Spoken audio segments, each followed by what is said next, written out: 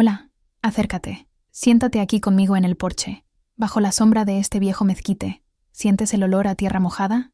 Es el olor de mi vida.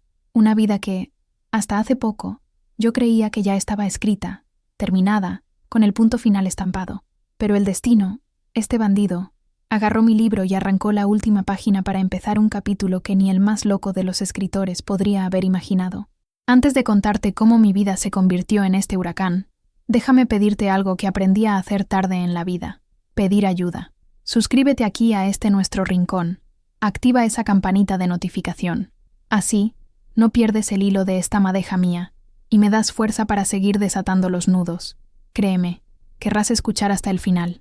Ahora sí, respira hondo, que la historia es larga y llena de curvas. El polvo se levantaba de la calle de tierra en nubes finas y rojizas, pegándose a la piel sudada. Era una de esas tardes en Oaxaca, donde el sol parece querer rajar el suelo, y el silencio es tan denso que se puede oír el zumbido de una mosca a 10 metros de distancia. Yo estaba en la cocina, con las manos en la masa de maíz, preparando las tortillas para la cena. Una cena solo para mí, como venía siendo en los últimos 2 años.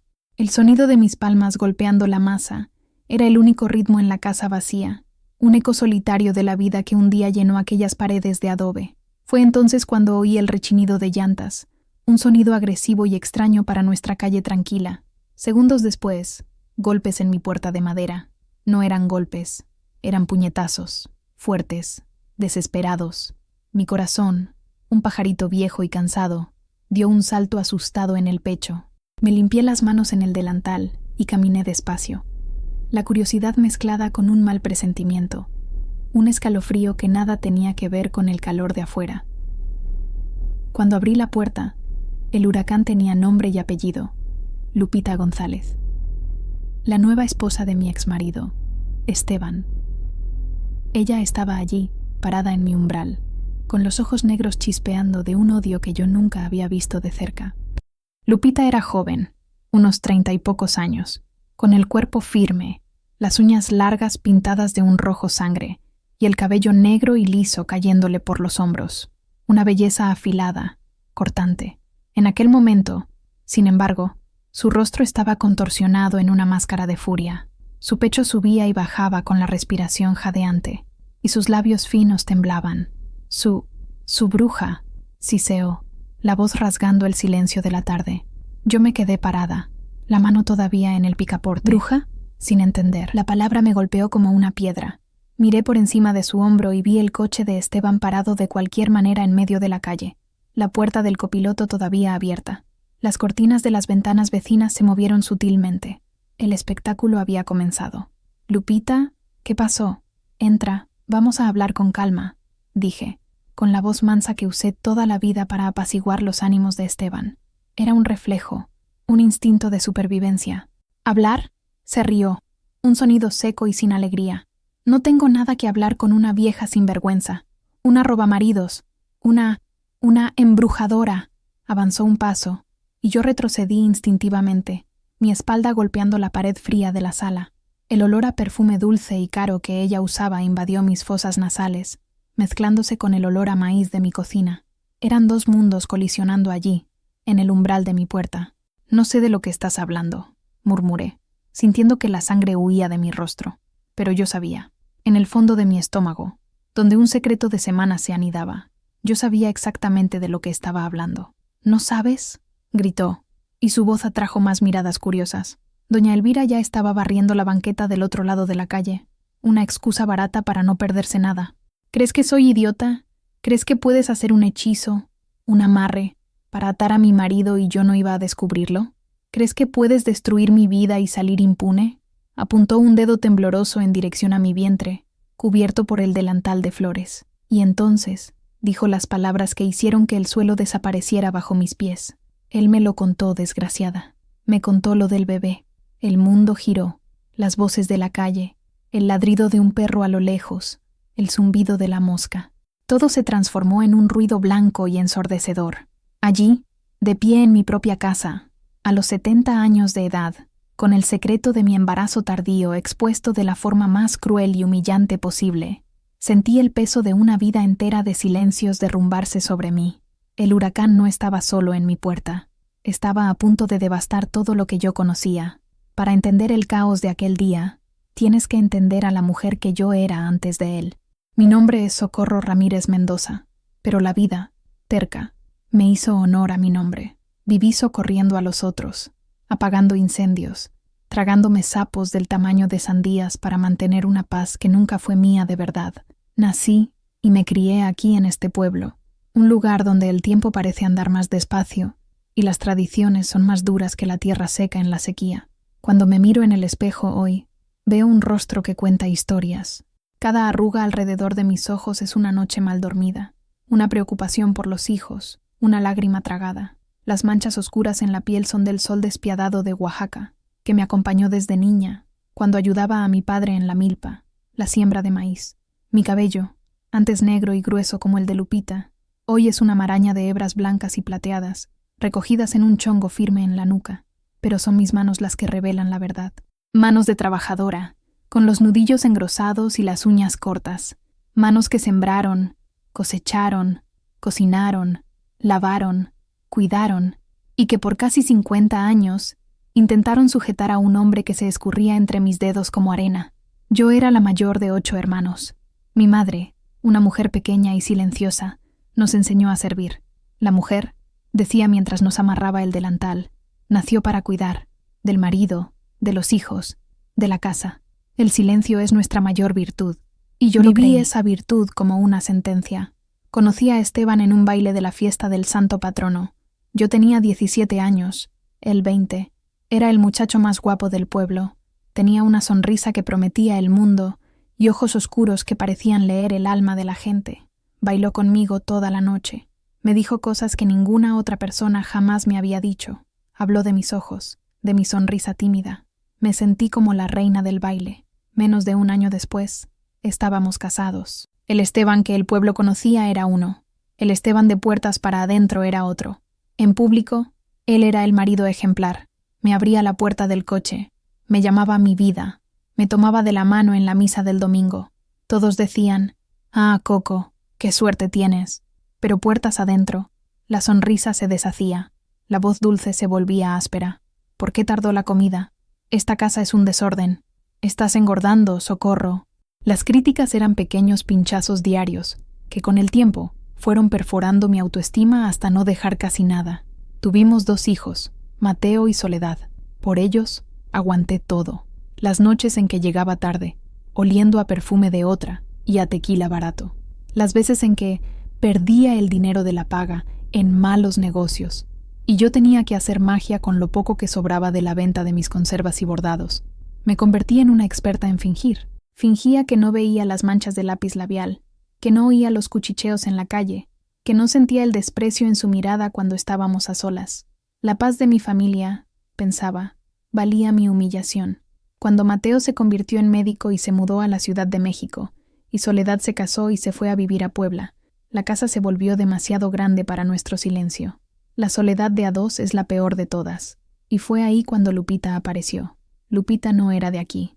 Llegó al pueblo para trabajar en el pequeño despacho de contabilidad que abrió en la plaza principal. Era moderna, hablaba fuerte, usaba ropa que mostraba los brazos y las piernas. Las mujeres de mi edad la miraban con desconfianza. Los hombres, con un interés mal disimulado. Esteban, que para entonces ya pasaba de los 60, fue uno de ellos. Al principio, era solo una ayuda con los impuestos del almacén. Después, eran reuniones de negocios que se alargaban hasta tarde. Yo veía el cambio en él. Empezó a cuidarse más, a usar una loción para después de afeitar que yo no compraba, a sonreírle al celular como un adolescente tonto. La negación es una capa cálida y cómoda, pero en algún momento se rasga. La mía se rasgó el día de mi cumpleaños número 68. Había preparado su platillo favorito, mole negro, con todo el cuidado, usando la receta de mi abuela. Lo esperé para la cena con la mesa puesta, con las velas que Soledad me había mandado de regalo. Llegó cerca de la medianoche. No traía flores, ni un abrazo. Traía una maleta en la mano. «Socorro, tenemos que hablar», dijo, sin mirarme a los ojos. No necesitó decir mucho. Las palabras salieron de él de forma ensayada, frías, que no era feliz, que la vida era demasiado corta, que merecía una nueva oportunidad, que él y Lupita estaban enamorados. Usó la palabra enamorado como si fuera una justificación divina, un pase libre para destruir 50 años de historia. No lloré, no grité, no hice nada. Solo me quedé sentada a la mesa, mirando las velas derretirse sobre el pastel que él no probaría. Cuando se fue, cerrando la puerta tras de sí, un silencio profundo se instaló en la casa. Pero era un silencio diferente. No era el silencio pesado de su presencia. Era un silencio vacío, hueco. En los primeros meses la soledad me devoró. Cada rincón de la casa guardaba un recuerdo, una sombra de él. Me sentía un fantasma en mi propia vida. La gente en la calle me miraba con lástima, y esa mirada era peor que cualquier acusación. Pobrecita de Coco, oí una vez en el mercado, cambiada por una jovencita. Yo sonreía, agradecía la preocupación, y me iba a casa a llorar en la ducha, para que el sonido del agua ahogara mis sollozos. Pero poco a poco, algo empezó a cambiar. Empecé a despertarme y no pensar en él primero. Empecé a cocinar lo que a mí me gustaba, no lo que a él le gustaba. Planté un jardín de hierbas en la ventana de la cocina. Volví a bordar, no para vender, sino por placer. Los colores de los hilos me traían una alegría que no sentía desde hacía décadas. Empecé a sentarme en el porche al atardecer, no para esperarlo llegar, sino para ver el sol ponerse tras las montañas. Estaba descubriendo el dulce y amargo sabor de la libertad. Dulce, porque podía finalmente respirar, ser yo misma. Amargo, porque esa libertad vino al costo de una vida entera de dedicación a un hombre que me descartó como un objeto viejo. Estaba en paz, o al menos eso es lo que pensaba, pero el corazón de uno tiene memorias tercas, y la soledad, a veces, susurra mentiras en nuestro oído. Pasaron casi 2 años. Esteban y Lupita se casaron en una ceremonia civil, pequeña y discreta. Decían que ella quería una gran fiesta en la iglesia, pero Esteban no podía, pues todavía estaba casado conmigo a los ojos de Dios. Se mudaron a una casa nueva, en el lado más moderno del pueblo, una casa con muros altos y portón eléctrico. Yo los veía de vez en cuando, pasando en coche. Él parecía más viejo, ella siempre impecable. Yo desviaba la mirada concentrándome en mis compras, en mis plantas, en mi nueva rutina. Mi hijo, Mateo, me llamaba cada semana desde la capital. «Mamá, ¿cómo está? De verdad». Él siempre fue más perceptivo. «Estoy bien, mi hijo. Tranquila». Y era casi una verdad. Soledad, más práctica. Me mandaba paquetes con cremas y vitaminas. «Mamá, cuídese. Usted necesita vivir su vida ahora». Y yo lo intentaba. Me hice amiga de Elena, la dueña de la panadería, una viuda alegre que me arrastraba a las reuniones del club de lectura de la parroquia. Empecé a leer novelas, historias de mujeres fuertes en lugares lejanos. Aquello me alimentaba. Por primera vez en la vida, tenía tiempo para mí, tiempo para pensar, para sentir, para simplemente ser. Pero había noches de lluvia, en las que el sonido de las goteras en el techo de lámina parecía amplificar el vacío de la casa. En esos momentos, el recuerdo de Esteban volvía. No el Esteban cruel de los últimos años, sino el muchacho que bailó conmigo en la fiesta, el joven padre que enseñó a Mateo a andar en bicicleta, el hombre que, en raros momentos de ternura, me llamaba mi trébol de 4 hojas. Era una trampa de la memoria, lo sé. Uno tiende a romantizar lo que perdió, olvidando el porqué de la pérdida. Fue en una de esas noches lluviosas que apareció en mi puerta. Yo estaba envuelta en un rebozo, leyendo, cuando oí los golpes, suaves, vacilantes, completamente diferentes a los puñetazos de Lupita. Cuando abrí, era él, empapado, con una expresión que no veía desde hacía mucho tiempo, una mezcla de cansancio y arrepentimiento. «Coco», dijo con la voz baja, «¿puedo entrar? Es solo por 1 minuto. Nos peleamos. No tengo a dónde ir». Mi cerebro gritaba, «¡No!». Elena habría gritado, «¡No!». Soledad le habría cerrado la puerta en la cara. Pero mi corazón, ese traidor estúpido, se ablandó. Parecía tan perdido. El hombre que un día fue el centro de mi universo, ahora parecía un perro sin dueño bajo la lluvia. «Entra, Esteban. Te vas a resfriar», dije, abriendo la puerta. Y con ese simple gesto, dejé que la sombra del pasado entrara no solo en mi casa, sino de vuelta en mi vida. Fue el error que daría inicio a lo imposible. Entró, y se quedó parado en medio de la sala, goteando en mi piso recién encerado. Su olor era una mezcla de lluvia, tierra mojada y la loción para después de afeitar que a Lupita le gustaba. Era familiar y extraño al mismo tiempo. Le di una toalla y preparé un té de manzanilla, el mismo que le hacía cuando llegaba estresado del trabajo. Los viejos hábitos son como fantasmas. Rondan los lugares donde fueron felices o infelices. Nos sentamos en la cocina. El único sonido era el de la lluvia afuera y el tintineo de su cuchara en el fondo de la taza. No parecía el hombre poderoso y arrogante que me dejó. Parecía encogido, vulnerable, los hombros caídos, el cabello más canoso de lo que recordaba, las arrugas alrededor de los ojos más profundas. La juventud de Lupita parecía estar cobrándole un precio a su vejez. «Ella no me entiende, Coco», comenzó, mirando la taza como si leyera el futuro allí. «Todo es motivo de pelea. El dinero, mis amigos, mis hijos. Dice que hablo demasiado de ti». No, una pequeña y amarga satisfacción me recorrió, pero la sofoqué de inmediato. No quería sentir eso. «¿Y por qué hablas de mí, Esteban?», pregunté, la voz más firme de lo que esperaba. Levantó los ojos hacia mí. Eran los mismos ojos que me hechizaron 50 años atrás. Cansados, pero todavía con aquel brillo manipulador. Porque fueron 50 años, mujer. ¿Cómo se borran 50 años? Contigo, las cosas eran más simples. Tú me entendías. Yo no te entendía, Esteban. Te obedecía. Es diferente, respondí, y las palabras me sorprendieron. ¿De dónde vino ese coraje? Quizás de los libros que andaba leyendo. Pareció sorprendido, pero no retrocedió. Al contrario, se inclinó sobre la mesa. Quizás fui un tonto, un gran tonto. Extraño nuestra paz. Nuestra paz, repetí, con una risa sin humor. Querrás decir, tu paz. La conversación continuó así, un balanceo entre las heridas del pasado y una frágil, peligrosa nostalgia. Habló de cómo se sentía viejo a su lado y de sus amigos, de cómo extrañaba mi comida, la forma en que yo arreglaba la casa, nuestra rutina, y yo, idiota, escuché. Cada palabra suya era como una gota de veneno dulce, recordándome un tiempo en que yo era necesaria, en que era el centro del mundo de alguien, aunque fuera un mundo pequeño y fallido. La lluvia no paraba. La noche avanzó. Dijo que no podía volver a casa, que Lupita había arrojado sus cosas a la calle. ¿Dónde iba a dormir? Y mi corazón de socorrista, el corazón entrenado por mi madre para cuidar y servir, habló más fuerte. «Puedes dormir en el cuarto de Mateo», dije, arrepintiéndome al instante. «El sofá no es cómodo».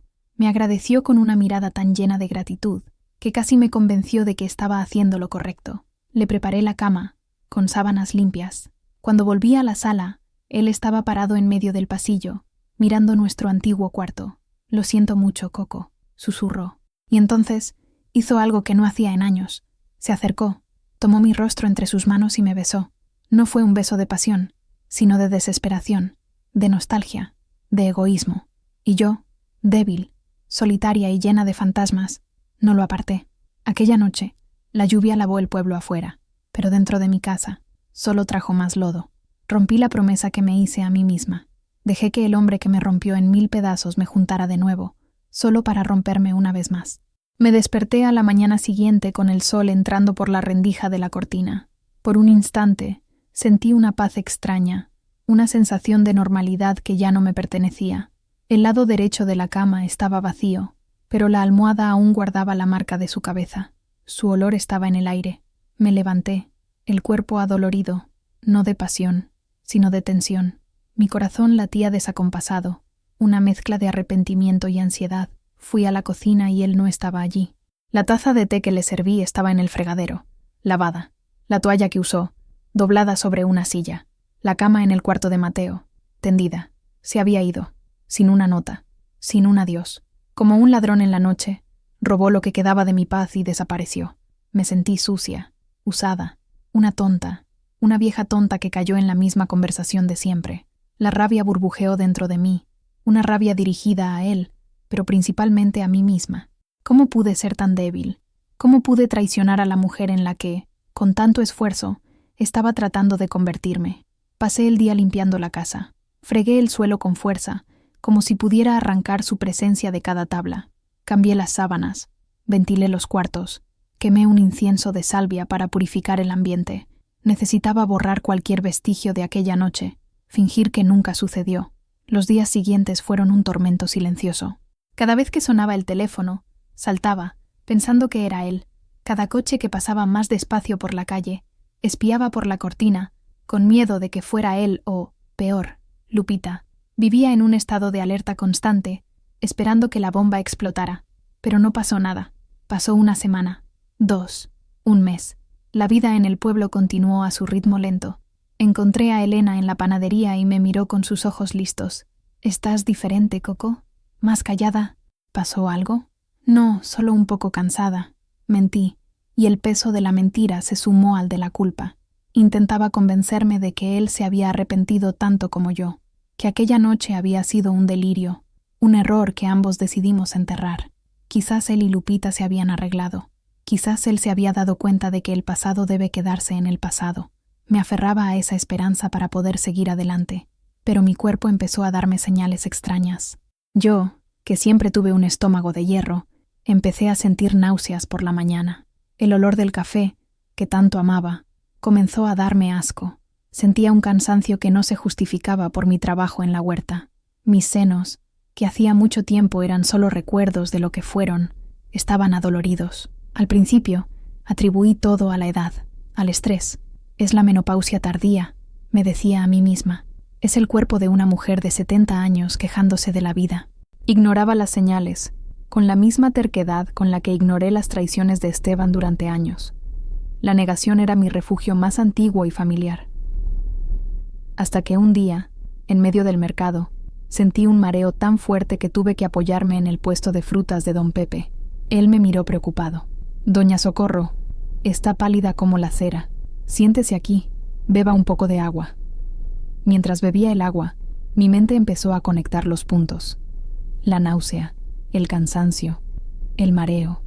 Y lo más imposible de todo, mi menstruación, que había desaparecido hacía más de 20 años, dio una señal tímida, una mancha oscura y extraña. Era un rompecabezas absurdo, una broma de mal gusto del destino. Las piezas encajaban para formar una imagen tan surrealista, tan increíble, que mi primera reacción fue reír, una risa nerviosa, al borde del pánico. No podía ser, simplemente no podía ser. La idea era tan absurda que la mantuve encerrada dentro de mí por una semana más. Intenté racionalizar. Leí en una revista vieja que cambios hormonales drásticos pueden ocurrir a cualquier edad. Busqué en internet, usando la computadora antigua que Mateo me dio, sobre síntomas extraños después de los 60.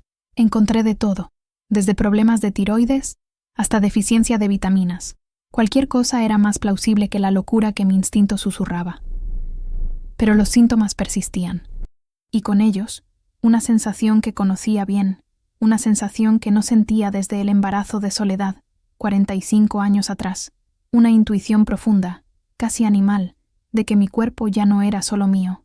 No podía ir al médico del centro de salud del pueblo. La noticia se extendería más rápido que el fuego en la paja seca. Necesitaba discreción.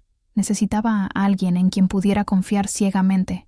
Solo había una persona, mi hijo. Llamar a Mateo y pedir una consulta fue una de las cosas más difíciles que he hecho. A él le extrañó mi urgencia. «Mamá, ¿está todo bien?» Se oye, nerviosa. «Está todo bien, mi hijo. Es solo un chequeo. Cosa de viejos», disimulé. «Pero quería que fuera con usted. Me siento más segura». Él aceptó, y a la semana siguiente tomé el autobús a la Ciudad de México. El viaje de 6 horas fue una tortura. Cada bache del autobús parecía revolver mi estómago y mi alma.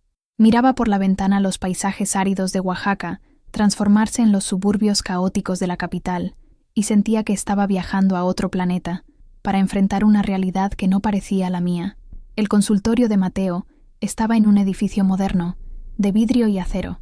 Todo era limpio, blanco, y olía a antiséptico. Me sentí fuera de lugar con mi vestido de flores y mis sandalias de cuero. Me recibió con un abrazo apretado, pero su mirada era profesional, preocupada. «Entonces, mamá, ¿qué le está molestando?», preguntó, cerrando la puerta. No pude hablar. Las palabras no salían.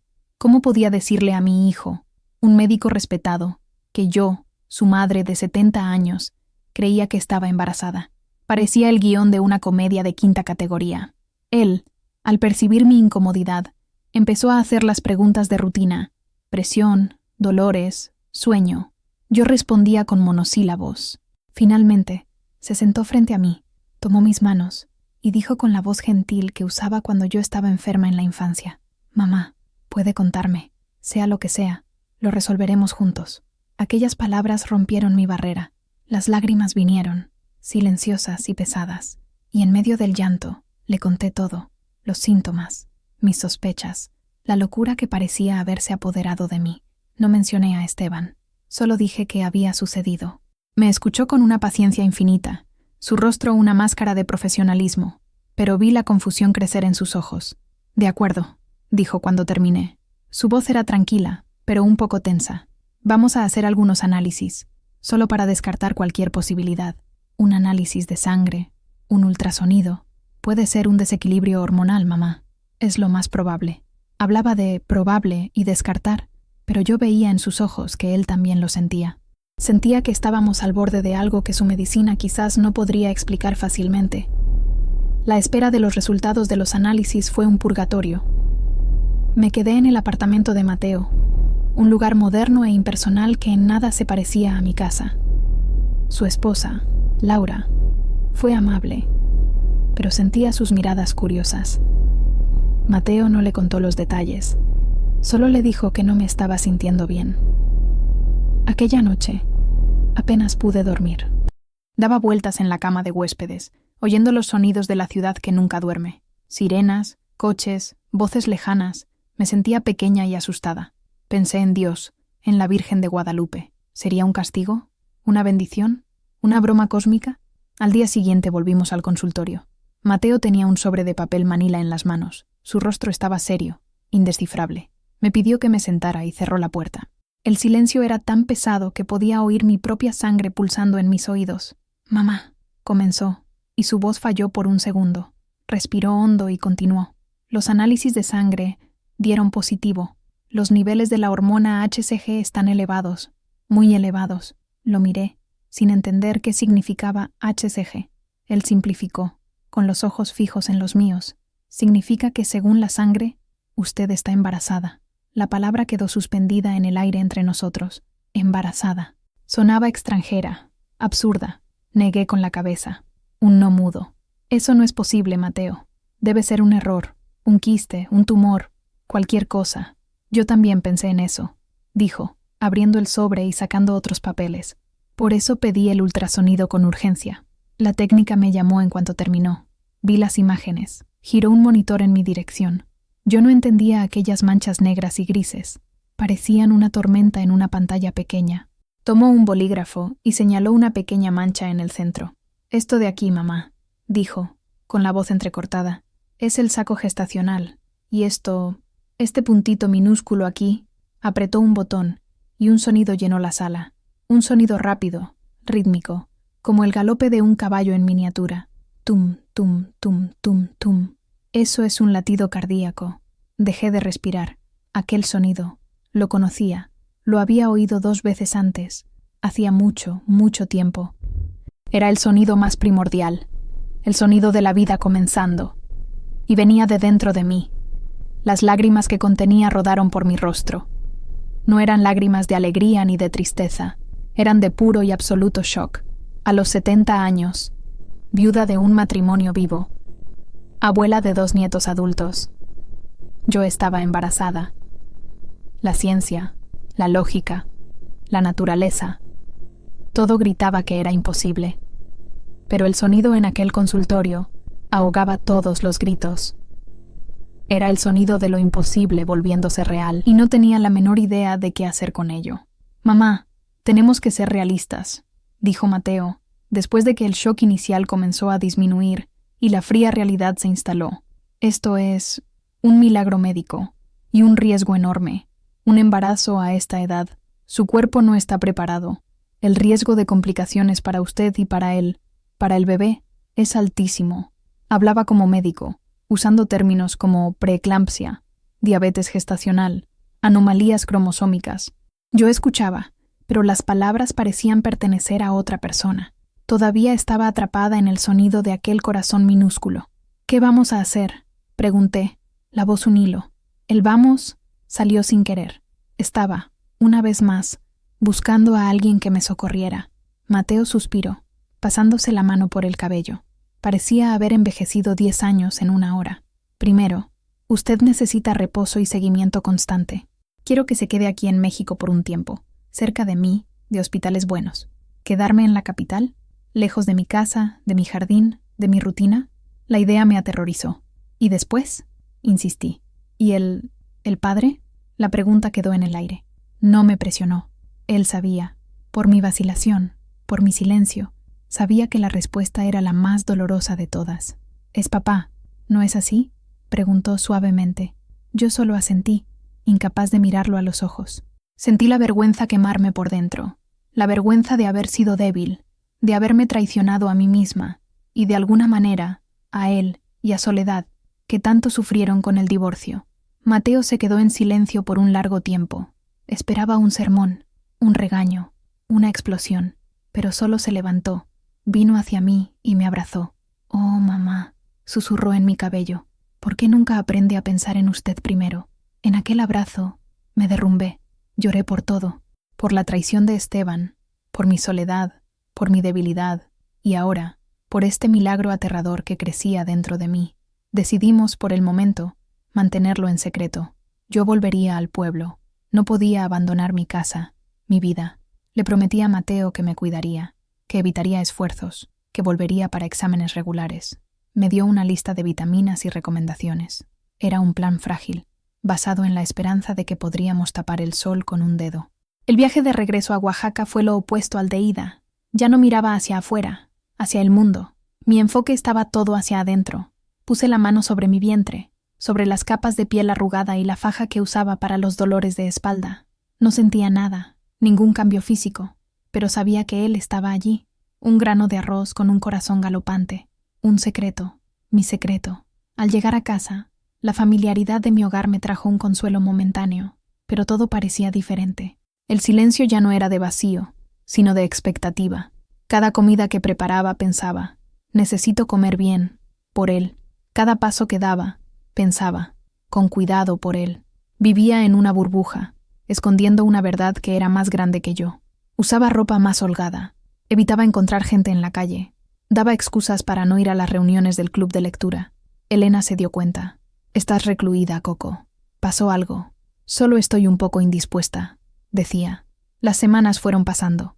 Mi cuerpo comenzó a cambiar de forma sutil, una hinchazón leve, una sensibilidad que me hacía recordar mis primeros embarazos. Hablaba con el bebé en susurros. Por la noche, cuando estaba segura de que nadie podía oírme, le contaba sobre el mundo, sobre los colores de las flores en mi jardín, sobre el sabor del chocolate de Oaxaca. Era mi forma de hacerlo real, de aceptar lo inaceptable. Pero un secreto como ese tiene un peso, y el mío se estaba volviendo demasiado pesado para cargarlo sola. Y estaba la otra parte de la ecuación, la parte que evitaba con todas mis fuerzas. Esteban. Él necesitaba saber. Él era el padre. Y la idea de contárselo, de ver la reacción en su rostro, me llenaba de un pavor que me helaba los huesos. Aplazar la conversación con Esteban era como aplazar una tormenta inevitable. Sabía que vendría, pero cada día de sol, respiraba aliviada. Inventé 1000 excusas para no buscarlo. Está ocupado con su nueva vida. Esto solo va a causar más problemas. Quizás es mejor que nunca lo sepa. Pero en el fondo, era miedo. Miedo de su rechazo, de su desprecio, del escándalo. Comencé a observarlo de lejos, como una espía en mi propia ciudad. Veía pasar su coche. Lo veía en el mercado conversando con conocidos, riendo fuerte. Parecía feliz, o al menos representaba bien el papel. Él y Lupita parecían la pareja perfecta. Ella siempre colgada de su brazo, sonriendo, posesiva. Verlos juntos me causaba una punzada en el pecho, una mezcla de dolor antiguo y un nuevo tipo de ansiedad. ¿Cómo encajaría un bebé en esa imagen? La duda comenzó a carcomerme por dentro. ¿Y si no me creía? Tenía 70 años. Podría fácilmente acusarme de locura, de senilidad. Podría decir que estaba inventando todo para atraparlo, para vengarme. La palabra de una mujer de mi edad contra la de un hombre de negocios respetado y su joven esposa. ¿A quién le creería el pueblo? Esa semilla de duda fue regada por un encuentro casual con Elena en la plaza. Estábamos sentadas en una banca, tomando una nieve para aliviar el calor, cuando vimos pasar a Esteban y Lupita. Lupita se detuvo a hablar con una amiga, y Esteban continuó caminando en nuestra dirección. Cuando nos vio, su sonrisa vaciló por un instante. Elena, Coco, nos saludó. la voz un poco demasiado formal. «Esteban», respondió Elena con una frialdad cortante. Ella nunca lo perdonó por dejarme. Yo solo asentí con la cabeza, el corazón martillando. Él me miró, una mirada rápida, casi fugaz. No había culpa, ni nostalgia. Había solo distancia, como si yo fuera una conocida lejana, un recuerdo empolvado. En ese momento, lo entendí. La noche de lluvia, para él, no fue más que un lapsus, un momento de debilidad que ya había barrido bajo la alfombra de su nueva vida. Yo, para él, ya era parte del pasado, un pasado que quería mantener enterrado. Cuando se alejó para unirse a Lupita, Elena se volvió hacia mí. ¿Viste la forma en que te miró? Como si fueras una extraña. Los hombres son todos iguales, usan y desechan. Sus palabras, aunque duras, eran la verdad que necesitaba oír. Aquel ya no era mi Esteban. El hombre que me besó aquella noche de lluvia ya no existía, si es que alguna vez existió. Era solo un fantasma que yo misma creé. Volví a casa con el corazón pesado, pero con una nueva resolución. No se lo contaría por mí, ni por nosotros. Se lo contaría por esa pequeña vida que dependía de mí. Tenía derecho a tener un padre, aunque fuera un padre cobarde, y él tenía la responsabilidad de saber de su existencia. Decidí que lo haría de la forma más discreta posible. No iría a su casa, no haría una escena, lo encontraría en su almacén, en horario de trabajo, un lugar neutro, impersonal. Pasé la noche en vela, ensayando las palabras en mi cabeza. Esteban, necesito decirte algo importante. Esteban, pasó algo aquella noche. Nada parecía correcto. ¿Cómo se anuncia un milagro que también es un desastre? A la mañana siguiente, me puse mi mejor vestido, uno azul simple, pero digno. Me recogí el cabello en un chongo bien hecho. Necesitaba parecer tranquila, controlada, aunque por dentro fuera un mar de nerviosismo. Caminé hasta el almacén de Esteban, en el centro del pueblo. Era un lugar que conocía como la palma de mi mano. Ayudé a elegir los estantes, a pintar las paredes, a organizar el primer inventario, décadas atrás.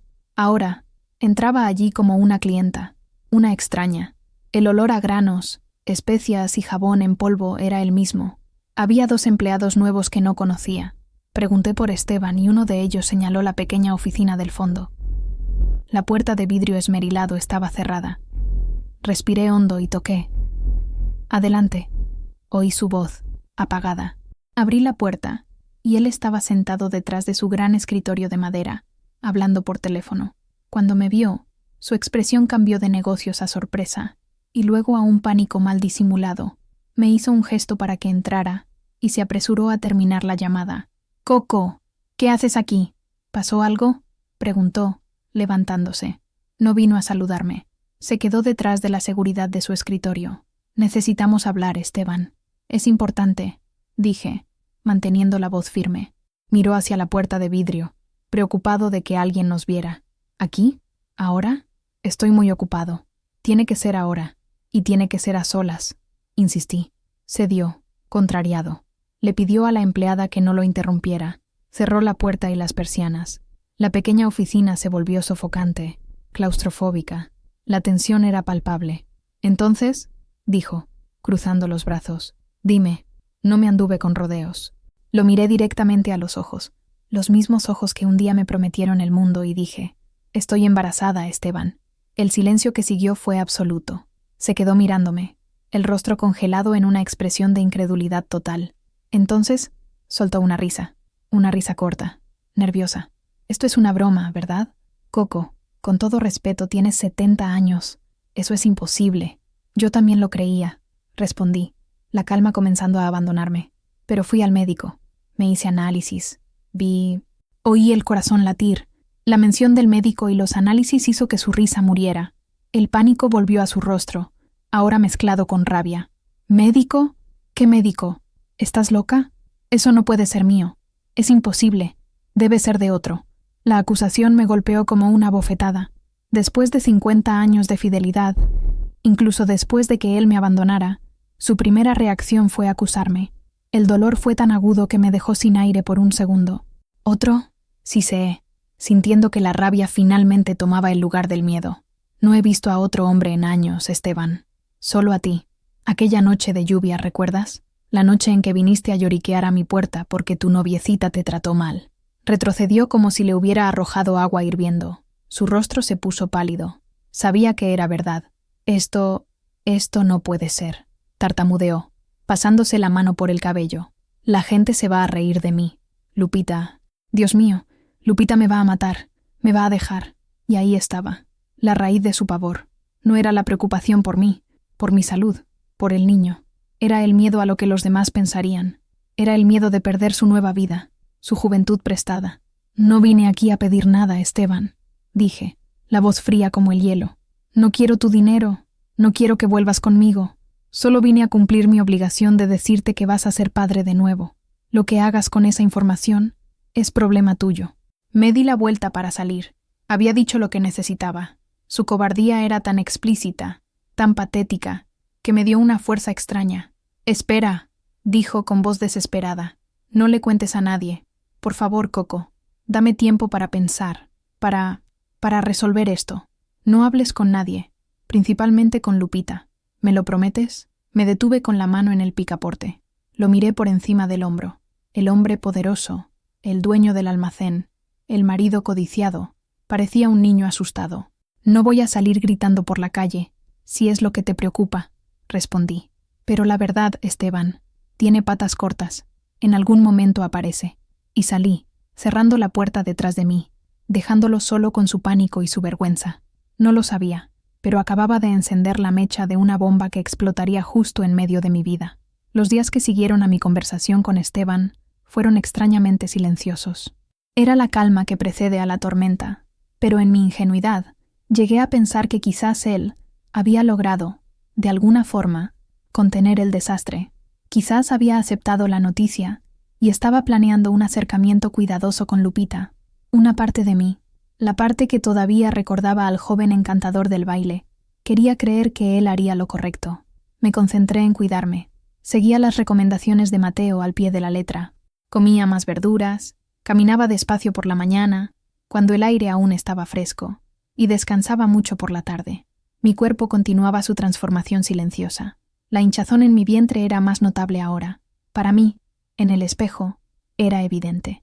Pero bajo las batas holgadas que usaba, todavía pasaba desapercibido para ojos desatentos. Soledad me llamó un día, con la voz llena de preocupación. «Mamá, la vecina, doña Carmen, me dijo que usted casi no sale de casa. ¿Está todo bien de verdad? ¿No quiere que vaya a pasar unos días allí?» El pánico me heló. «No, mi hija, no es necesario. Es solo el calor que me está dejando sin ánimo. Estoy bien, de verdad, no te preocupes». Colgué el teléfono con las manos temblorosas. Las paredes de mi secreto se estaban cerrando. El pueblo era demasiado pequeño, los ojos curiosos demasiado numerosos. ¿Cuánto tiempo más podría esconderlo? Esteban no dio señales de vida. Ninguna llamada, ninguna visita. Su silencio era más elocuente que cualquier palabra. Significaba que había elegido el camino de la negación, de la omisión. Estaba tratando de fingir que nuestra conversación nunca sucedió, que el bebé no existía. La decepción era amarga, pero no inesperada. Empecé a hacer planes sola. Pensé en cómo adaptaría la casa. El antiguo cuarto de Soledad se convertiría en el cuarto del bebé. Todavía tenía la cuna de mimbre donde mis 2 hijos durmieron, guardada en el desván, cubierta por una sábana. La idea de armarla de nuevo, después de tantos años, era a la vez dulce y aterradora. ¿Quién me ayudaría? Ya no era una joven madre con una red de apoyo. Mis amigas eran abuelas, bisabuelas, con sus propios dolores y limitaciones. Mis hijos estaban lejos. La soledad de mi situación empezó a pesar de verdad. Había noches en que me despertaba con el corazón disparado. La enormidad de lo que estaba sucediendo me sofocaba. Yo, una señora de 70 años, a punto de criar a un hijo sola. Era una locura. Pero entonces, por la mañana, sentía un leve movimiento dentro de mí, una pequeña vibración, como el aleteo de una mariposa, y todo el miedo se disipaba, dando lugar a un instinto protector feroz, una ola de amor que no sabía que todavía era capaz de sentir. Ese pequeño ser era real, era mío, y lo protegería, con o sin la ayuda de Esteban. Fue en ese periodo de calma tensa que el destino decidió que el tiempo de la discreción había terminado. No sé exactamente cómo sucedió. Quizás Esteban, atormentado por la culpa, dejó escapar algo durante una discusión con Lupita. Quizás uno de los empleados del almacén oyó nuestra conversación detrás de la puerta. O quizás, simplemente, la verdad encontró su propio camino, como el agua que siempre encuentra una grieta para filtrarse. El hecho es que el secreto se filtró, y no llegó a los oídos de Lupita como un susurro, sino como un grito de guerra. La tarde estaba caliente e inmóvil, como tantas otras. Estaba en mi huerta en el patio trasero, cuidando mis tomates. El sol en mi espalda era reconfortante. El olor a tierra y albahaca me calmaba. Estaba cantando una vieja canción de cuna, una que mi madre me cantaba, cuando oí el sonido que dio inicio al fin de mi paz. Primero, el rechinido de llantas, que me hizo levantar la cabeza, asustada. Después, el ruido de una puerta de coche cerrándose con fuerza. Y entonces, el grito, un grito agudo, lleno de furia, viniendo del frente de mi casa. ¡Socorro! Era la voz de Lupita, pero no la voz controlada y sibilante de la primera vez. Era un grito visceral, que parecía venir del fondo de su alma. Dejé caer la regadera al suelo y corrí hacia adentro, el corazón a los saltos. Crucé la casa y me detuve en la sala, mirando por la rendija de la cortina. Lupita estaba en medio de mi banqueta, pero no estaba sola. Esteban estaba con ella, tratando de sujetarla por el brazo. Ella se debatía, el rostro rojo, el cabello despeinado. «Suéltame, traidor, mentiroso», le gritaba a él, pero sus ojos estaban fijos en mi puerta. «Voy a acabar con esa bruja. Voy a arrancarle a ese hijo del demonio de la barriga con mis propias uñas». La violencia de sus palabras me hizo retroceder. Sentí un frío en la espina dorsal. Esto era diferente. Esto era peligroso. Las puertas y ventanas del vecindario comenzaron a abrirse. La gente salía a la calle, atraída por el escándalo. En pocos minutos, había un pequeño público formándose, manteniendo una distancia segura, pero con los ojos y oídos bien atentos. «Lupita, por favor, vámonos a casa. Hablemos en casa», imploraba Esteban con voz suplicante. Parecía desesperado, humillado. «¿Hablar?» «Se acabó la conversación, Esteban», berreó, y logró soltarse de su agarre. Dio un paso hacia mi casa y tomó una de mis macetas de geranios que estaban en el porche. Con un grito de rabia, la arrojó contra mi puerta. El sonido del barro rompiéndose fue como un disparo en el silencio de la tarde. La tierra y las flores rojas se esparcieron por el suelo. Di un salto hacia atrás, la mano instintivamente protegiendo mi vientre. El caos estaba instalado. Lupita, completamente fuera de sí, comenzó a gritar las acusaciones más terribles, que yo era una hechicera, que había hecho un trabajo para embarazarme y robar a su marido, que era una vieja sinvergüenza, una vergüenza para las mujeres de mi edad. Cada palabra era una puñalada, y la platea asistía a todo, algunos con lástima en la mirada, otros con un placer mórbido. Me quedé allí, paralizada detrás de mi cortina, el mundo desmoronándose afuera. Quería que el suelo se abriera y me tragara. La humillación era tan grande, tan pública, que apenas podía respirar. Esteban intentaba contenerla, pero ella era pura furia. Él parecía débil, patético, el causante de todo aquello, incapaz de controlar al monstruo que él mismo alimentó. Y fue entonces cuando supe que no podía seguir escondiéndome. Quedarme allí, encogida, solo confirmaría sus acusaciones. Le daría a ella el poder. Con las piernas temblando y el corazón en la boca, caminé hacia la puerta. No sabía qué iba a decir o hacer. Solo sabía que necesitaba enfrentar el huracán de frente. Respiré hondo y abrí la puerta. En el momento en que abrí la puerta, un silencio súbito cayó sobre la calle. Todos los ojos se volvieron hacia mí. Lupita, que estaba con la mano levantada para tomar otra maceta, se congeló. Esteban me miró con pánico absoluto. El sol de la tarde me dio en el rostro, y tuve que parpadear para acostumbrarme a la claridad. No dije nada. Solo me quedé parada en el umbral de mi puerta, mirando la escena. Mis flores aplastadas en el suelo, el rostro trastornado de Lupita, la cobardía estampada en la cara de Esteban, las miradas curiosas de mis vecinos. Lupita fue la primera en romper el silencio. «¡Ahí está!», gritó, apuntándome con el dedo. «La santa del pueblo, la pobrecita abandonada. Miren bien a esa bruja. Lleva el mal en la barriga». Sentí que la sangre me hervía. Una vida entera de tragar insultos, de bajar la cabeza, de elegir el silencio por la paz, salió a la superficie, y algo dentro de mí se rompió. No sé si fue el instinto maternal, la humillación llegando al límite, o simplemente el cansancio de una vida entera de sumisión. Di un paso adelante, bajando el único escalón de mi porche. Me puse frente a ella, a pocos metros de distancia, Mantuve la columna erguida, la barbilla en alto. ¿Ya terminaste, Lupita?, pregunté, y mi voz salió sorprendentemente tranquila y firme. No había temblor, no había llanto, había solo una fuerza que no sabía que poseía. Pareció tomada por sorpresa por mi calma. ¿Qué?, tartamudeó. Pregunté si ya terminaste tu espectáculo. Repetí, despacio. Porque si ya terminaste, me gustaría limpiar el desastre que hiciste en mi banqueta. La multitud soltó un murmullo colectivo. Nadie esperaba esa reacción de mí, ni siquiera yo misma. Lupita recuperó la compostura. No me vengas con esa calma de mosquita muerta. A mí no me engañas. Quieres destruir mi matrimonio, robar a mi marido. ¿Robar? Sonreí, una sonrisa triste. Mi querida, no necesito robar lo que nunca dejó de pertenecerme por derecho, pero puedes estar tranquila. No lo quiero de vuelta. Un hombre que no puede ser leal a una, no lo será a ninguna. Él no es un premio, es una lección, y parece que tú todavía no la has aprendido. Las palabras salieron de mi boca como si hubieran sido escritas por otra persona. Miré a Esteban, que estaba pálido como un fantasma. No podía mirarme. Lupita se quedó sin palabras por un segundo.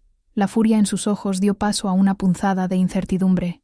No estaba preparada para una pelea con argumentos, solo con gritos. «Y en cuanto a esto», continué, y por primera vez puse la mano abiertamente sobre mi vientre, sobre el vestido que ya no escondía la leve curva. «Esto no es hechicería. Es la consecuencia de una noche de debilidad de él», señalé a Esteban, «y mía. Pero lo que crece aquí dentro no es el mal, es una vida, y no tiene ninguna culpa de la cobardía de los adultos». Me volví hacia la multitud. Miré a los ojos a doña Elvira, a don Pepe, a personas que me conocían desde que era una niña.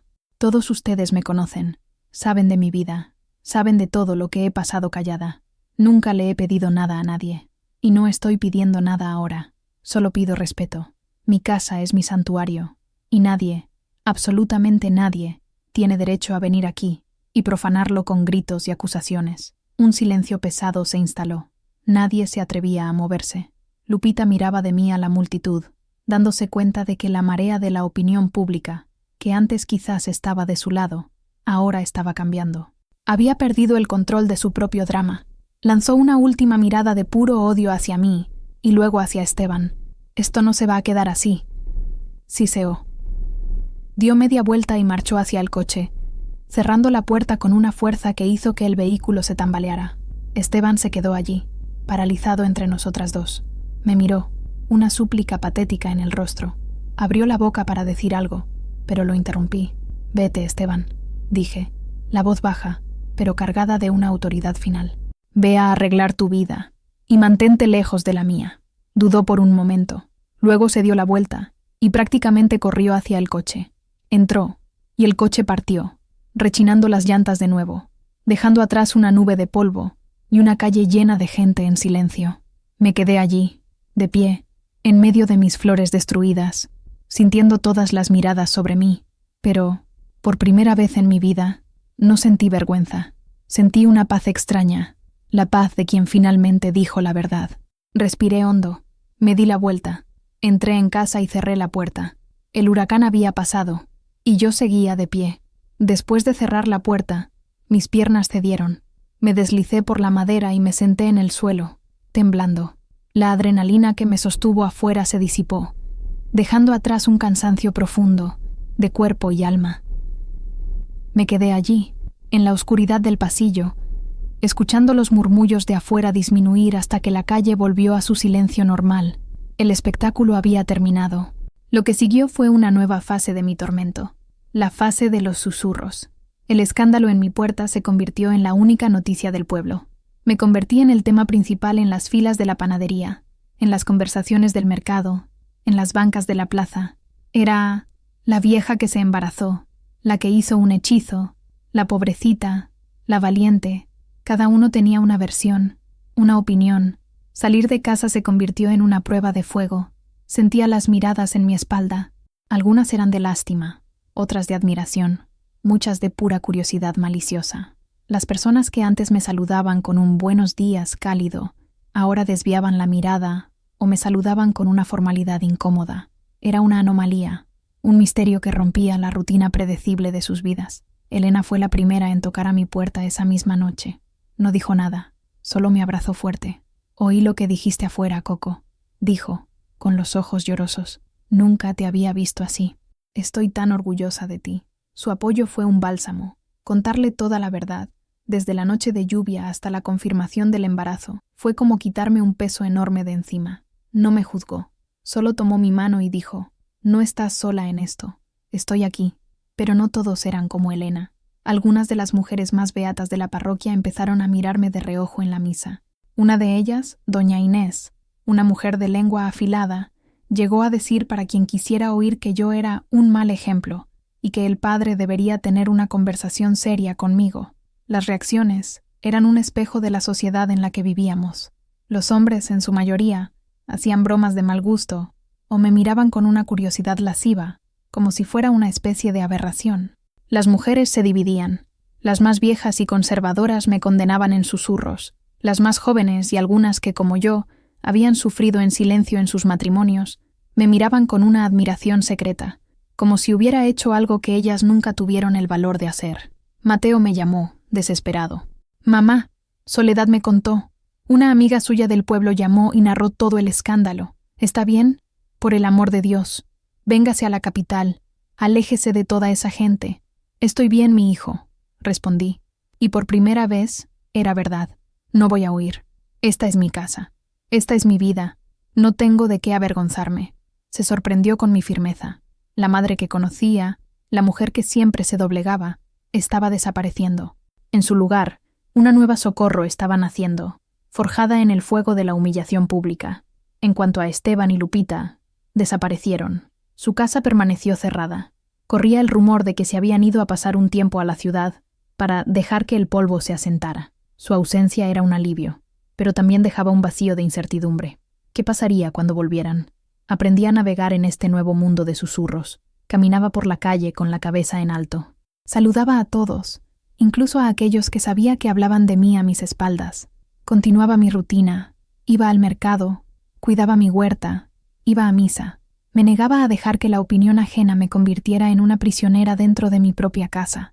La batalla afuera era grande, pero la más importante, la que libraba dentro de mí, sentía que estaba empezando a ganarla. Pasaron 3 semanas desde el enfrentamiento. El polvo, como Esteban quería, comenzó a asentarse. El pueblo, siempre ávido de novedades, encontró otros asuntos para llenar sus conversaciones. Mi historia, aunque todavía recordada, ya no era el plato principal del día. Agradecía esa tregua. Mi embarazo avanzaba. La barriga ya era una pequeña luna creciente, imposible de esconder. Sentía los movimientos del bebé con más frecuencia ahora. Pequeñas patadas y giros que eran como códigos secretos. Una comunicación solo nuestra. Eso me daba una fuerza inmensa.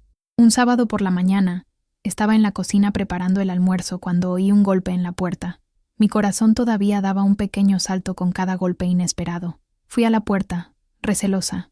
¿Quién podría ser? Cuando abrí, casi no podía creer lo que veía. Era Soledad, mi hija, y detrás de ella, Mateo y su esposa, Laura. Estaban parados en mi porche, con maletas pequeñas en las manos y sonrisas preocupadas en sus rostros. «Sorpresa, mamá», dijo Soledad, abrazándome con fuerza. Me quedé sin reacción. Solo le devolví el abrazo, sintiendo las lágrimas brotar en mis ojos. Mis hijos, ¿qué hacen aquí? ¿Por qué no avisaron? Pensamos que era hora de una intervención familiar, bromeó Mateo, pero sus ojos examinaban mi rostro, mi cuerpo, buscando señales de fragilidad. Entraron, y la casa de repente se llenó de vida. Las voces, el ruido de las maletas, el olor del perfume de Laura. Era un desorden bienvenido, que rompió la monotonía de mis días. Mientras preparábamos el almuerzo juntos, la conversación fluyó. No me trataron como una viejita frágil o como la protagonista de un escándalo. Me trataron como a su madre. Hicieron preguntas prácticas sobre mi salud, sobre los planes para el bebé. Laura, que siempre fue un poco distante, me sorprendió. Se acercó, me tocó el brazo y dijo: «Doña Coco, lo que usted hizo, se necesitó mucho coraje. La admiro». Esa tarde, sentados en la sala, tuvimos la conversación que tanto temía y necesitaba. «Mamá, hemos hablado», comenzó Mateo, «y queremos que sepa que estamos con usted, 100%, no importa lo que pase. Vamos a ayudarla con todo», continuó Soledad. «El ajuar, el cuarto, y cuando nazca el bebé, puedo tomarme una licencia y venir a quedarme con usted los primeros meses. O puede venir a Puebla, a quedarse conmigo. Las ofertas eran generosas, llenas de amor, pero todas implicaban que yo dejara mi casa, mi independencia.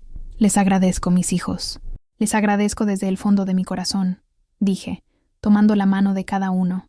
Pero no me voy a ir de aquí. Construí mi vida en esta casa. Voy a tener a mi hijo aquí. Puedo hacerlo. Intercambiaron miradas preocupadas. ¿Sola, mamá?, preguntó Mateo. Usted tiene 70 años. Criar a un bebé es agotador para una mujer de 30. No estaré sola, dije mirándolos. Los tengo a ustedes. Incluso de lejos sé que los tengo. Y tengo a Elena. Y lo más importante, toqué mi vientre. Lo tengo a él. Nos cuidaremos el uno al otro. Hubo una larga pausa. Vi nacer la comprensión en sus ojos. Entendieron que no se trataba de terquedad. Se trataba de dignidad. De que yo, por primera vez, tomara las riendas de mi propia vida. De no depender de nadie. Está bien, mamá, dijo Mateo finalmente. Si eso es lo que usted quiere, lo respetaremos. Pero con una condición. Vamos a contratar a una persona para que la ayude. Alguien para la limpieza pesada. Para cocinar cuando esté cansada. Sin discusión. Sonreí. Era una buena condición. Trato hecho. La visita de mis hijos fue un punto de inflexión. Llegaron esperando encontrar a una madre frágil y humillada, y en cambio, encontraron a una mujer que, a pesar del miedo y la incertidumbre, estaba decidida a luchar. Su presencia, su apoyo incondicional, me dio la armadura que me faltaba. Ya no luchaba solo por mí o por el bebé, luchaba por mi nueva familia, una familia que se reconfiguró en torno a la fuerza, no a la debilidad. La visita de mis hijos me renovó. La casa parecía más ligera, y yo también. Contratamos a la joven Rosa, hija de una conocida, para que me ayudara en casa 3 veces por semana. Era una muchacha habladora y alegre, y su presencia rompió la soledad. Poco a poco, la vida en el pueblo también se normalizaba a mi alrededor. La gente se acostumbró a mi vientre creciente. Las miradas curiosas fueron reemplazadas por un respeto contenido. Me convertí de nuevo en parte del paisaje, una parte un poco excéntrica, pero aceptada. No tenía noticias de Esteban y Lupita. Era como si se los hubiera tragado la tierra. Para ser honesta, no los extrañaba. Su ausencia era paz. Estaba enfocada en mi salud, en los preparativos para la llegada del bebé. Elena y yo pasábamos las tardes bordando pañales y mantas. Eran momentos de calma y confidencias. ¿Ya pensaste en un nombre?, me preguntó un día, mientras pasaba un hilo amarillo por la aguja. Si es niña, quiero que se llame Luz, y si es niño, Ángel. Respondí, sin dudar, porque, en medio de toda esta oscuridad, este niño era mi luz, mi ángel. Y fue en una de esas tardes tranquilas, mientras estaba sentada en el porche, sintiendo al bebé moverse, que vi el coche de Esteban detenerse frente a mi casa de nuevo. Mi corazón dio un traspié. Esta vez, estaba solo. Bajó del coche lentamente. Parecía más viejo, más delgado. Había ojeras oscuras bajo sus ojos. Caminó hasta mi portón, pero no entró. Se quedó allí parado, agarrando las rejas, como un prisionero. «Coco», dijo con la voz ronca. No respondí. Solo lo miré, esperando. «Volvimos ayer», continuó. «Lupita no está bien. Está muy afectada con todo esto». «Me imagino», respondí fríamente. Respiró hondo, como si buscara valor. «He pensado mucho, Coco, en lo que dijiste, en todo. Fui un cobarde, un tonto. Era la primera vez en 50 años que lo oía admitir un error de forma tan directa. Me quedé en silencio, desconfiada. Quiero arreglar las cosas», dijo, y sus ojos se fijaron en mi vientre. «Quiero reconocer a mi hijo, a nuestro hijo». Las palabras me tomaron por sorpresa. Esperaba cualquier cosa, menos eso. «¿Qué quieres decir con reconocer?», pregunté. «Yo hablé con un abogado», tartamudeó. «Voy a divorciarme de Lupita. No está funcionando. Nunca funcionó en realidad. Estaba ciego. Quiero volver a casa, Coco. Quiero volver contigo, a nuestra familia. Podemos criar a este niño juntos, como debería ser». Su propuesta cayó en el aire como una piedra. ¿Volver? ¿Después de todo? ¿Después de la humillación, del abandono, del escándalo? ¿Realmente creía que podía borrar todo y simplemente volver a la vida que él mismo destruyó? Me miró con una esperanza patética en los ojos. Creía que, porque estaba embarazada y sola, aceptaría sus migajas. Creía que la vieja Socorro, la que siempre perdonaba, la que siempre lo aceptaba de vuelta, todavía estaba allí. Lo miré por un largo tiempo. Dejé que el silencio se extendiera, pesado e incómodo. Vi el sudor brotar en su frente. No estaba acostumbrado a no tener el control. Finalmente, me levanté. El vientre me hacía moverme más despacio. Caminé hasta el portón, hasta quedar a pocos centímetros de él, separados solo por las rejas de hierro. «Esteban», comencé, y mi voz era la más tranquila y clara que he tenido en mi vida.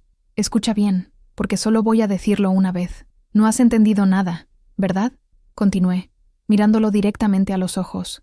«¿Crees que esto?», señalé mi vientre, «es un pasaje de vuelta a tu vida antigua, una forma de arreglar tu error con Lupita, de limpiar tu imagen en el pueblo? ¿Crees que soy tu puerto seguro, el lugar al que siempre puedes volver cuando el mar se agita?». Intentó interrumpirme. «No, Coco, no es eso. Es exactamente eso», lo corté, la voz subiendo un tono. «No estás aquí por mí o por este niño.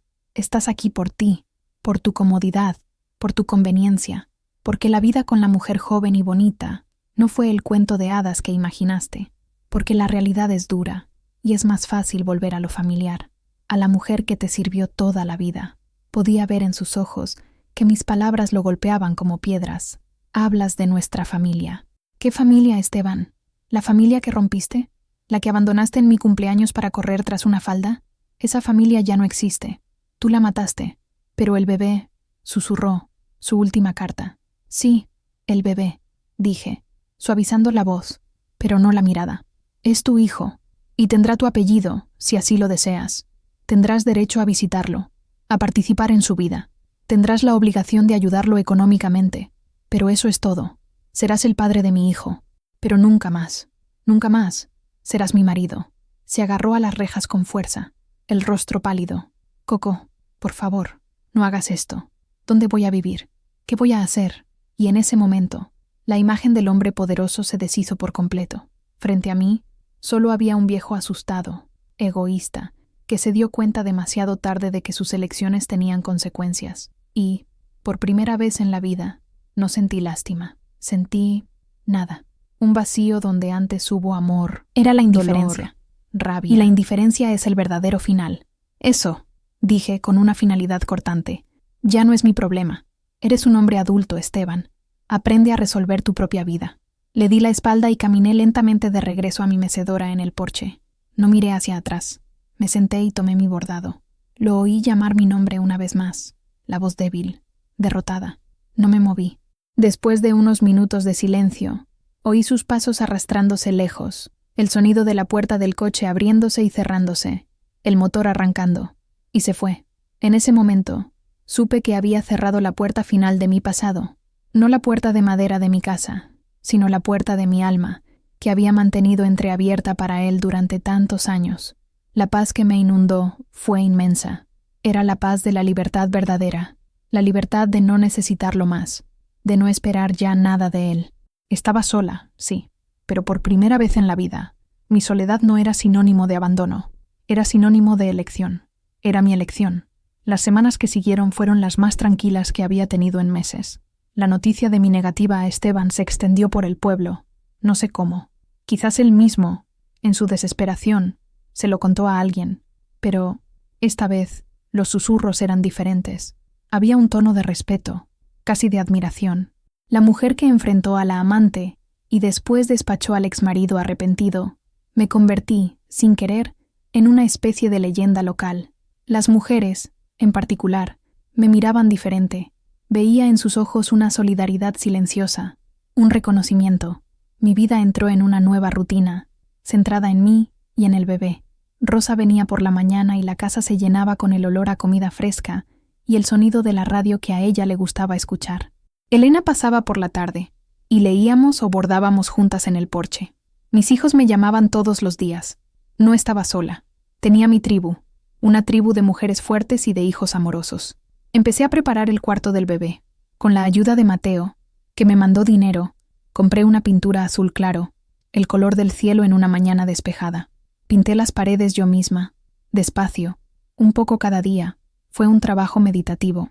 Con cada pincelada, sentía que estaba pintando un nuevo futuro, no solo para mi hijo, sino para mí. Saqué la vieja cuna de mimbre del desván. Estaba polvorienta, pero intacta.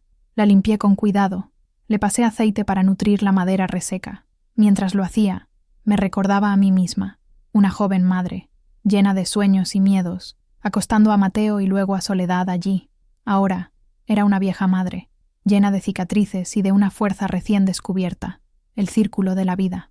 Mi salud estaba sorprendentemente buena. Mateo se maravillaba con cada examen. «Mamá, sus análisis están mejor que los de muchas pacientes de 30 años. Usted es un milagro andante», decía. Yo sabía que no era un milagro, era propósito.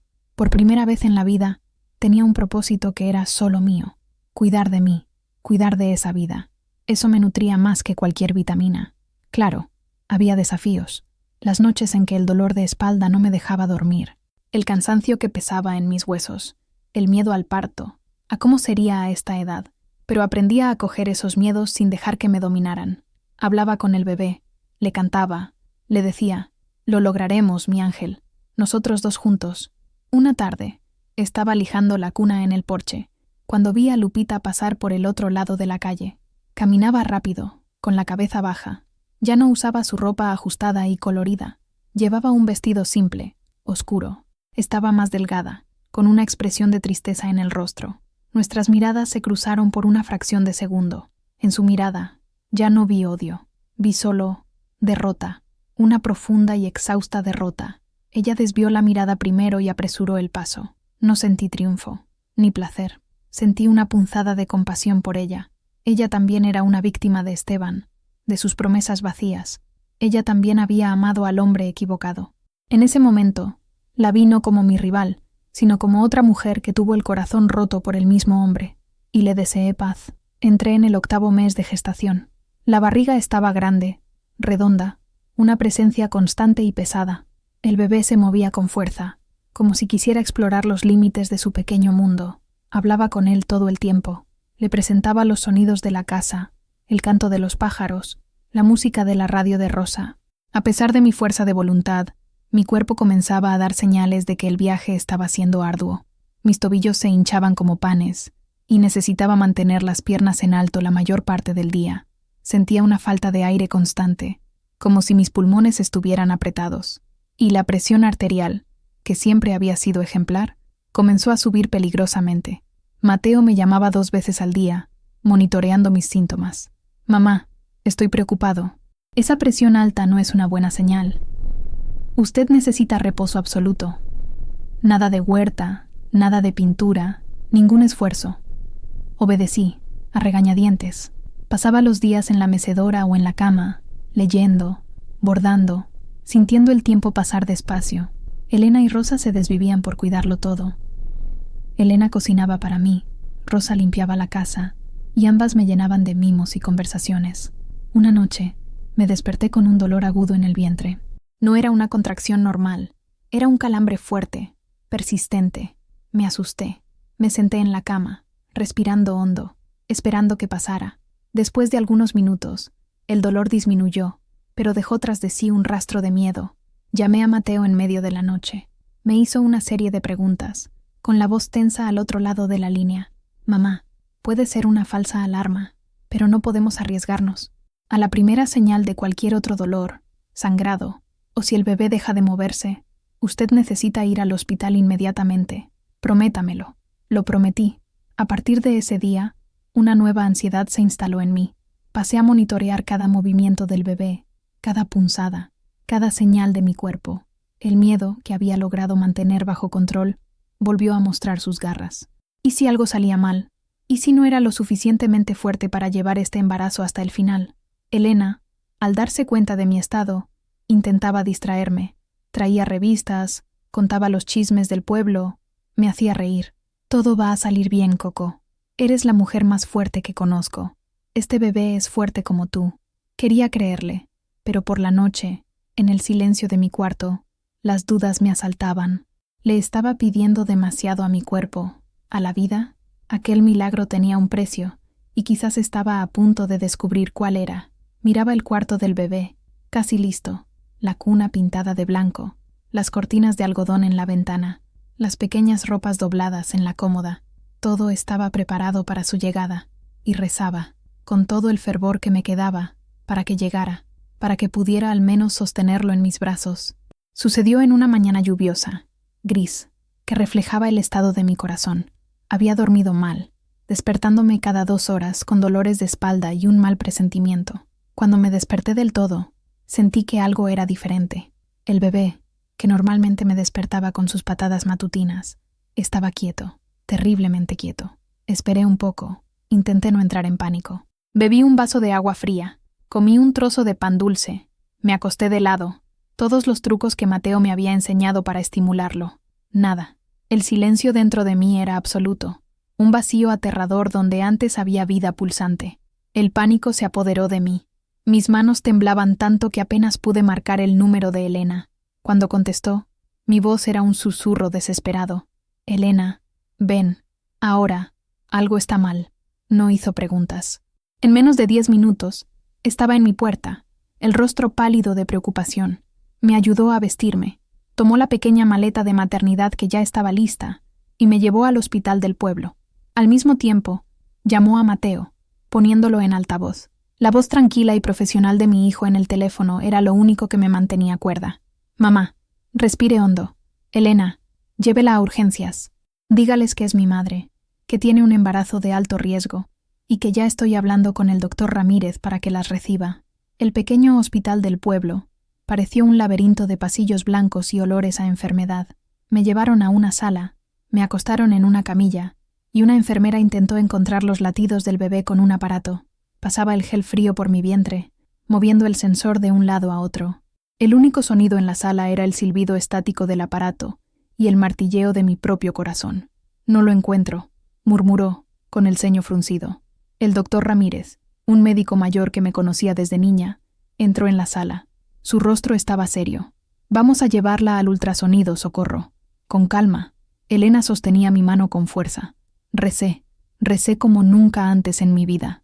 Le pedí a Dios, a la Virgen, a todos los santos. Por favor, que sea un error. Por favor, que solo esté durmiendo. En la sala de ultrasonido, el silencio era aún más pesado. El médico pasaba el aparato por mi vientre, con los ojos fijos en la pantalla en blanco y negro. No me atreví a mirar. Solo observaba su rostro, buscando una señal de esperanza, pero su rostro se convirtió en una máscara de tristeza. Apagó el aparato, suspiró y se volvió hacia mí. Tomó mi otra mano. Sus ojos estaban llenos de compasión. Lo siento mucho, Coco, dijo, con la voz suave. Ya no hay latidos. El corazoncito se detuvo. Sus palabras no tuvieron sentido al principio. Mi cerebro se negó a procesarlas. ¿El corazoncito se detuvo? ¿Cómo era posible? Estaba pateando anoche. Estaba vivo. Miré a Elena, y su rostro, bañado en lágrimas silenciosas, confirmó la verdad. Y entonces vino el dolor. No un dolor físico, sino un dolor en el alma, tan vasto y profundo que me robó el aire, el sonido, la luz. Era un grito mudo, un agujero negro abriéndose en mi pecho. Mi ángel, mi luz, se había apagado. La tormenta que tanto temía no vino con gritos y truenos. Vino en un silencio devastador. Lo que siguió es un borrón en mi memoria, fragmentos de dolor envueltos en una niebla de shock. Fui ingresada. El parto tenía que ser inducido. Enfrentar el trabajo de parto, sentir las contracciones, el dolor físico de la expulsión, sabiendo que al final no habría el llanto de un bebé, sino solo el silencio, fue la prueba más cruel de mi vida. Elena no se apartó de mi lado ni un minuto. Mateo tomó el primer vuelo de la capital y llegó a tiempo para sostenerme la mano, sus ojos de médico llenos de lágrimas de hijo. Di a luz a un niño. Perfecto. Pequeño. Silencioso. Me preguntaron si quería verlo. Al principio, dije que no. El miedo de ver lo que había perdido era demasiado grande. Pero Mateo, con su sabiduría, dijo: «Mamá, quizás necesita despedirse». Me lo trajeron, envuelto en una manta azul que Elena había bordado. Lo tomé en mis brazos. Mi hijo, mi pequeño ángel. Tenía los rasgos de mi padre, la barbilla fuerte, el cabello oscuro y fino. Sostuve su manita minúscula. Los dedos eran perfectos. Besé su frente fría y lloré.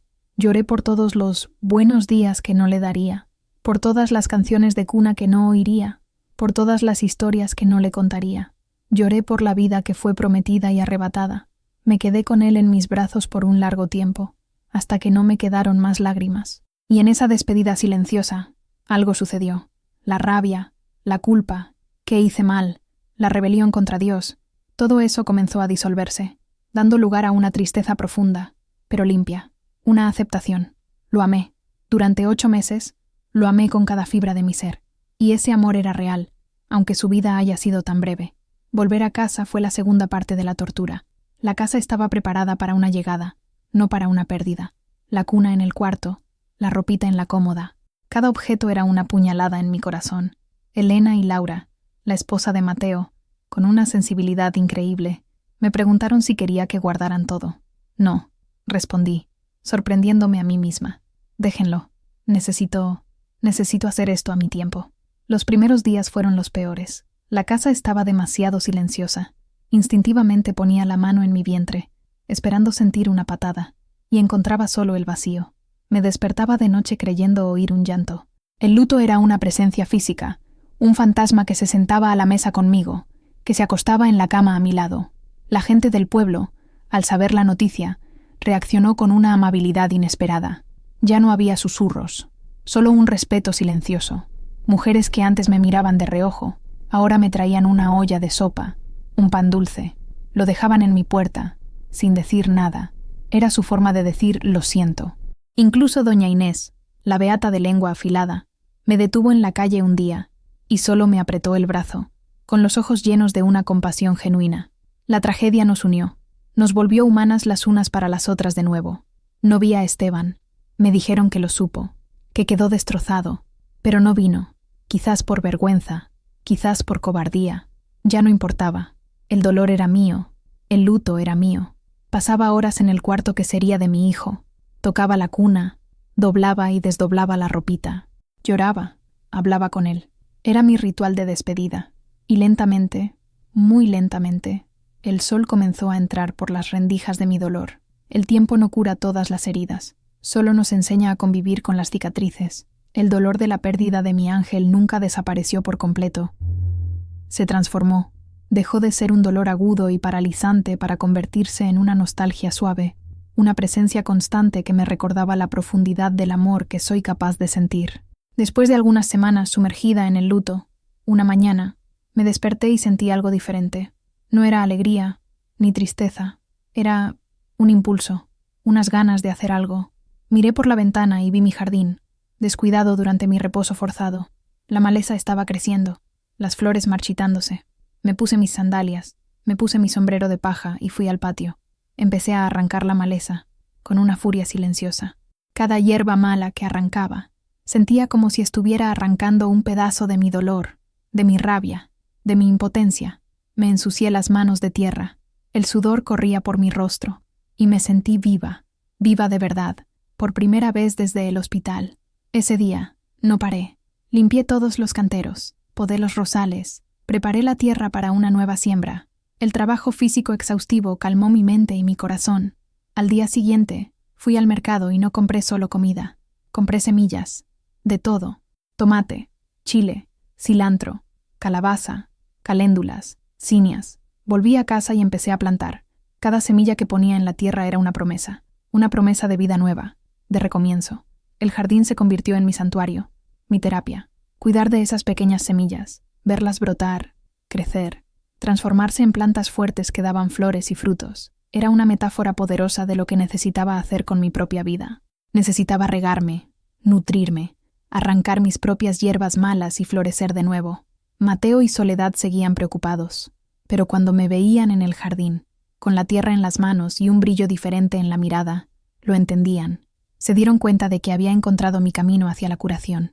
Un día, mientras regaba mis nuevos brotes de tomate, vi una figura parada en mi portón. Era Esteban. Parecía haber envejecido 20 años. El cabello completamente blanco, los hombros encorvados. «Coco», dijo con la voz débil. «Yo lo siento mucho, por nuestro hijo. Lo siento mucho por todo». Lo miré por un momento, la regadera en la mano. La antigua Coco habría sentido lástima. Quizás lo habría invitado a entrar. La nueva Coco sintió paz. «Yo también lo siento, Esteban», respondí. Y era verdad. «Espero que encuentres tu paz». Pareció esperar algo más. Un perdón quizás. Pero no dije nada. Se quedó allí. Solo volví a regar mis plantas. Y luego se fue. Lo perdoné, no por él, sino por mí. Perdonar no era olvidar lo que hizo, sino liberarme del peso de cargar con ese rencor. Mi jardín floreció, y yo, junto con él. Pasaron 2 años. Mi cabello está completamente blanco ahora, una corona de plata que llevo con orgullo. Mi cuerpo carga las marcas del tiempo y de un embarazo que no llegó a término, pero mi columna está más erguida que nunca. A los 72 años, me siento más dueña de mí misma que cuando tenía 30. Mi jardín se ha convertido en el más bonito del pueblo. La huerta produce tanto que vendo el excedente a Elena, que usa mis tomates y hierbas en sus panes y antojitos. Las flores atraen colibríes y mariposas, y el porche de mi casa está siempre lleno de color y vida. El cuarto que sería de Ángel ya no está vacío. Lo transformé en un taller de bordado. Volví a crear piezas hermosas, no por necesidad, sino por pasión. Las paredes azul claro ahora son un fondo sereno para las madejas de hilo de colores y las telas colgadas. A veces, recibo encargos de fuera, de gente que ha oído hablar de la bordadora de Oaxaca. Mis hijos me ayudaron a crear una página en internet. Yo, Socorro Ramírez Mendoza, en la cumbre de mi vejez, me convertí en una pequeña empresaria. La dinámica del pueblo cambió para mí. La gente ya no me mira con lástima o curiosidad, me miran con respeto. «Buenos días, doña Coco», dicen, y hay un cariño genuino en su voz. Las mujeres, especialmente las más jóvenes, a veces vienen a conversar conmigo en el porche. Piden consejos, no de amor, sino de vida, de cómo encontrar su propia fuerza. Yo no doy consejos, solo cuento mi historia. Esteban y Lupita se separaron oficialmente. Ella se fue del pueblo, volvió a la ciudad de donde vino. Dicen que abrió un pequeño salón de belleza. Espero que esté bien. Esteban sigue viviendo aquí, solo, en su almacén. Envejeció mucho. A veces nos cruzamos en la calle. Me saluda con la cabeza baja. «Doña Socorro». Yo respondo con un «Buenos días, Esteban». Ya no hay nada entre nosotros, ni amor, ni odio, solo el pasado. Mis hijos y nietos vienen a visitarme con frecuencia. Mi casa, que un día fue un escenario de silencios y tristezas, ahora es un lugar de risas, de olor a pastel y de historias contadas en el porche. Ya no se preocupan por mí, se enorgullecen de mí. A veces, por la noche, tomo una de las mantas que bordé para Ángel, acaricio la tela, siento la textura de las puntadas. La nostalgia todavía está ahí, una brasa caliente en mi pecho, pero ya no es un dolor que me quema, es un calor que me recuerda. Me recuerda que fui capaz de generar vida y un amor inmenso en el otoño de mi existencia. Él no vivió en el mundo, pero vive para siempre en mí. Fue el ángel que vino no para quedarse, sino para despertarme, para mostrarme que mi historia no había terminado. Miro mis manos, arrugadas y manchadas por la tierra. Ya no son las manos que servían, que se retorcían de ansiedad. Son las manos que siembran, que bordan, que construyen. Manos que, finalmente, aprendieron a cuidarse a sí mismas. Hoy por la mañana, mientras cuidaba mi jardín, vi un girasol que planté hace unos meses.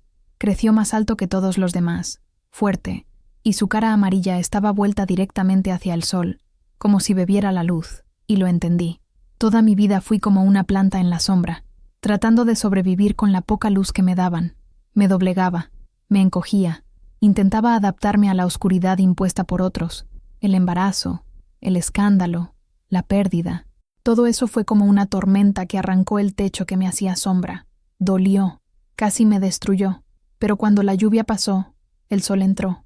Y yo, como aquel girasol, aprendí a volverme hacia la luz. Aprendí que la fuerza no viene de fuera, no viene de un marido, de los hijos, de la aprobación de los demás.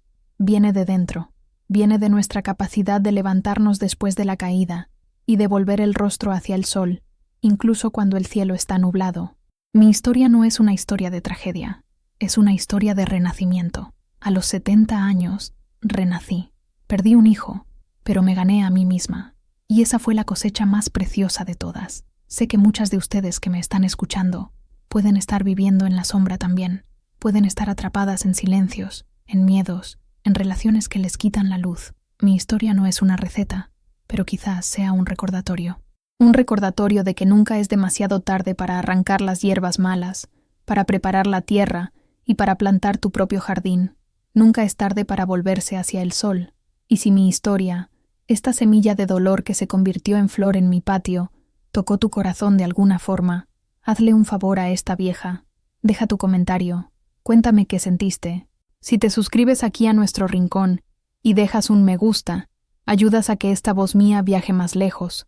a encontrar a otras personas que necesitan oír que es posible florecer. No importa la edad, no importa la estación. La vida, mis queridos, es como una huerta. Hay que cuidarla, regarla y de vez en cuando arrancar a quien no nos hace bien para poder crecer en paz. Gracias por escucharme. Ahora, si me disculpan, mis girasoles me están esperando.